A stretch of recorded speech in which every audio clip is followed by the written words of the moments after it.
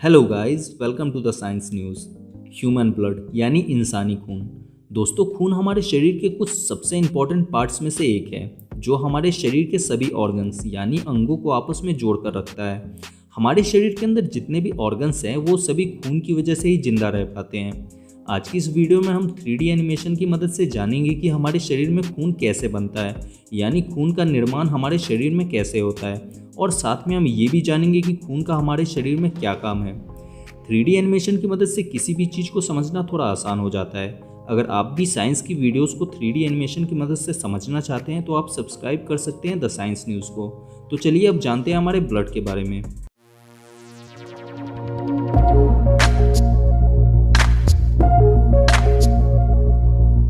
दोस्तों, आपको ये बात जानकर आश्चर्य होगा कि खून हमारे शरीर में हड्डियों में बनता है। ये जानने के लिए कि खून हमारे हड्डियों में कैसे बनता है, हमें पहले ये जानना होगा कि खून किन किन चीज़ों से मिलकर बना होता है, यानी खून में कौन कौन से पार्टिकल्स होते हैं। तो आइए पहले इसे जान लेते हैं। हमारा खून 4 चीज़ों से मिलकर बना है: plasma, red blood cells, white blood cells और प्लेटलेट्स। प्लाज्मा ब्लड का लिक्विड पार्ट होता है और बाकी के बचे ये 3 पार्ट ब्लड के सॉलिड पार्टिकल्स होते हैं। अगर हम अपने ब्लड के कुछ हिस्से को लें और उसमें से ब्लड के इन पार्टिकल्स को अलग करें तो उस ब्लड से हमें 55% plasma, 41% red blood cells, 3% white blood cells और 1% प्लेटलेट्स मिलता है। हमारे शरीर में ब्लड के इन सारे पार्टिकल्स का क्या काम है, पहले इसे जान लेते हैं। प्लाज्मा। हमारा खून 55% प्लाज्मा से मिलकर बना होता है। प्लाज्मा 90% पानी से मिलकर बना होता है, बाकी इसके 10% में प्रोटीन और कुछ इलेक्ट्रोलाइट्स होते हैं। प्लाज्मा पीले रंग का होता है। अगर हम इसे खून से अलग करें तो ये हमें पीले रंग का दिखाई देता है। प्लाज्मा का सबसे पहला काम ब्लड में मौजूद सॉलिड पार्टिकल्स को मूवमेंट कराना है। खून में मौजूद red blood cells, white blood cells और प्लेटलेट्स सॉलिड स्टेज में होते हैं, इसलिए वो खुद से मूवमेंट यानी गति नहीं कर पाते हैं, इसलिए उनको मूवमेंट कराने का काम प्लाज्मा करता है। प्लाज्मा में 2 प्रोटीन फाइब्रिनोजेन और प्रोथ्रोम्बिन होते हैं। ये दोनों प्रोटीन खून को जमाने का काम करते हैं। आपने देखा होगा कि जब हमारा शरीर कहीं कट जाता है तब खून शरीर से बाहर निकलने के थोड़ी देर बाद जम जाता है। ऐसा प्लाज्मा में मौजूद इन्हीं 2 प्रोटीन के कारण होता है। प्लाज्मा में हेपरिन नाम का एक और प्रोटीन होता है जो खून को जमने से रोकता है। अगर प्लाज्मा में हेपरिन ना हो तो फाइब्रिनोजेन और प्रोथ्रोम्बिन ये दोनों प्रोटीन खून को शरीर के अंदर ही जमा देंगे। हेपरिन खून को शरीर के अंदर जमने से रोकता है, लेकिन हवा के संपर्क में आने से हेपरिन मर जाता है। इसलिए जब खून शरीर से बाहर निकलता है तब हेपरिन के मर जाने के कारण फाइब्रिनोजेन और प्रोथ्रोम्बिन एक्टिव हो जाते हैं और खून को जमा देते हैं। Red blood cells. Red blood cells को शॉर्ट में आरबीसी भी कहते हैं।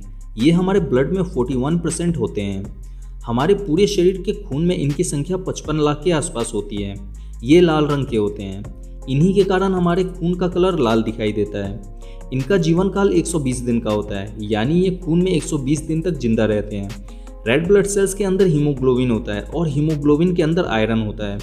खून में रेड ब्लड सेल्स की कमी होने के कारण ही एनीमिया नाम की बीमारी होती है, जिसे रक्त अल्पता यानी खून की कमी भी कहते हैं। इसलिए एनीमिया होने पर डॉक्टर आयरन की टैबलेट देते हैं। हमारे शरीर में रेड ब्लड सेल्स किसी टैक्सी की तरह काम करते हैं। हमारा शरीर छोटी छोटी कोशिकाओं यानी सेल से मिलकर बना हुआ है और हर सेल्स को जिंदा रहने के लिए ऑक्सीजन की और कुछ न्यूट्रिशन की ज़रूरत होती है। हमारे शरीर में रेड ब्लड सेल्स का काम ऑक्सीजन और न्यूट्रिशन को ढोना है। रेड ब्लड सेल्स बॉडी के हर सेल्स तक ऑक्सीजन और न्यूट्रिशन को पहुंचाने का काम करते हैं। रेड ब्लड सेल्स हमारे फेफड़ों से ऑक्सीजन को लेकर हमारे शरीर के बॉडी सेल्स तक पहुंचाते हैं और उनसे कार्बन डाइऑक्साइड लेकर वापस फेफड़ों को दे देते हैं। White blood cells. White blood cells को शॉर्ट में WBC भी कहते हैं। ये हमारे ब्लड में सिर्फ 3% ही होते हैं। इनका कलर सफ़ेद होता है और ये ब्लड के सबसे बड़े पार्टिकल्स होते हैं। इनकी संख्या पूरे ब्लड में 10,000 के आसपास होती है।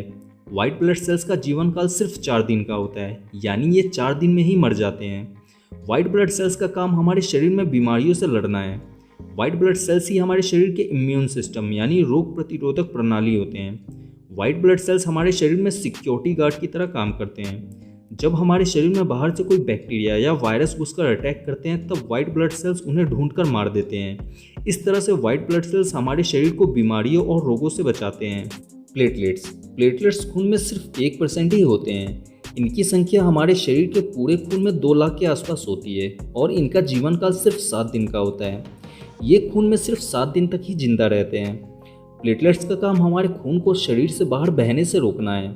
जब हमारा शरीर कहीं कट जाता है तब प्लेटलेट्स वहाँ इकट्ठा होकर उस जगह को ब्लॉक करने की कोशिश करते हैं ताकि वहाँ से ज़्यादा खून हमारे शरीर से बाहर ना निकल पाए। प्लेटलेट्स हमारे शरीर को ताकत देने का भी काम करते हैं क्योंकि इसमें कुछ हार्मोन्स और प्रोटीन होते हैं। हमने ब्लड के सारे पार्टिकल्स और उनके काम को जान लिया। आइए अब जानते हैं हमारे शरीर में खून कैसे बनता है। हमारे शरीर में खून हड्डियों में बनता है। हमारे शरीर में जितने भी लॉन्ग बोन्स यानी बड़ी हड्डियां हैं उन्हीं में खून का निर्माण होता है। हमारी हड्डी के अंदर लाल रंग की स्पंजी टिश्यू होते हैं, इन्हें अस्थि मज्जा यानी बोन मैरो कहते हैं। अगर आप नॉनवेज खाने वाले हैं तो आपने हड्डियों के अंदर लाल रंग की कुछ मटेरियल को जरूर देखा होगा। इस लाल कलर के मटेरियल को ही बोन मैरो कहते हैं। इन बोन मैरो में स्टेम सेल्स होते हैं। यही स्टेम सेल्स हमारे खून में मौजूद red blood cells, white blood cells और प्लेटलेट्स को बनाने का काम करते हैं। बोन मैरो हमारे शरीर में red blood cells, white blood cells और प्लेटलेट्स बनाने की फैक्ट्री होती है। हमारे शरीर की हड्डियां सिर्फ खून में मौजूद red blood cells, white blood cells और प्लेटलेट्स को ही बनाने का काम करती है। हमारे खून में मौजूद प्लाज्मा को बनाने का काम हमारा लीवर करता है। प्लाज्मा में मौजूद प्रोटीन फाइब्रिनोजेन, प्रोथ्रोम्बिन और हेपरिन को बनाने का काम हमारा लीवर ही करता है। उम्मीद है कि आप ये अच्छी तरह से जान चुके होंगे कि खून का निर्माण हमारे शरीर में कैसे होता है और खून का हमारे शरीर में क्या काम है। अगर आपको अभी भी इसमें कुछ समझ में नहीं आया है तो आप इंस्टाग्राम पर जुड़कर अपना कोई भी सवाल पर्सनली मुझसे पूछ सकते हैं। हमारे इंस्टाग्राम चैनल को फॉलो करने के लिए डिस्क्रिप्शन में लिंक दिया गया है। और अगर आपको ये वीडियो अच्छा लगा हो तो इसे लाइक करना ना भूलें। दोस्तों, आज हमारा साइंस बहुत तेजी से डेवलप हो रहा है। इसी की वजह से आज दुनिया में हर दिन नई नई खोज और आविष्कार होते रहते हैं। ऐसी ही नई नई खोज और आविष्कार की जानकारी से हमेशा अपडेट रहने के लिए आप सब्सक्राइब कर सकते हैं हमारे नए चैनल साइंस न्यूज़ टीवी को। इस चैनल का लिंक मैंने नीचे डिस्क्रिप्शन में दे दिया है, आप उस पर जाकर इसे सब्सक्राइब कर सकते हैं। वीडियो अच्छा लगा हो तो इसे लाइक कर दें और इस वीडियो से रिलेटेड आपके मन में कोई भी सवाल है तो आप मुझसे कमेंट में पूछ सकते हैं। और ऐसे ही साइंस और टेक्नोलॉजी की नॉलेज से हमेशा अपडेट रहने के लिए सब्सक्राइब करें द साइंस न्यूज़ को। Thanks for watching.